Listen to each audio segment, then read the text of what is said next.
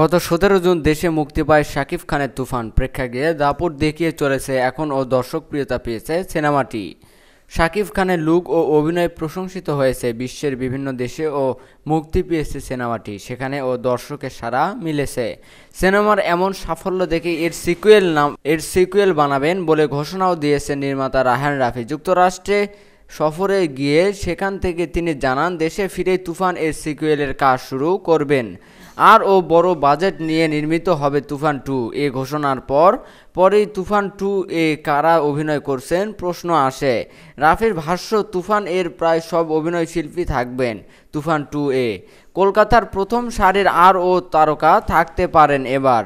তাহলে মিমি চক্রবর্তী থাকছেন? এই প্রসঙ্গে রাফি বলেন, দেখুন, আগের সিনেমায় মিমির মৃত্যু দেখানো হয়নি, ফলে সিকুয়েলে ও তিনি থাকবেন চঞ্চল চৌধুরী ও মিমির বিষয়টি আমাদের মাথায় আছে, দেখা যাক। এদিকে তুফানের সিকুয়েলের খবর শুক্রবার নিজের ইনস্টাগ্রামে শেয়ার করেন মিমি। এ মুহূর্তে ভারতের জলপাইগুড়িতে ছুটি কাটাচ্ছেন অভিনেত্রী। তুফান সিনেমায় শাকিব ও মিমি ছাড়াও গুরুত্বপূর্ণ চরিত্রে দেখা গেছে মাসুমা রহমান, নাবিলা ও মিশা সওদাগরকেও।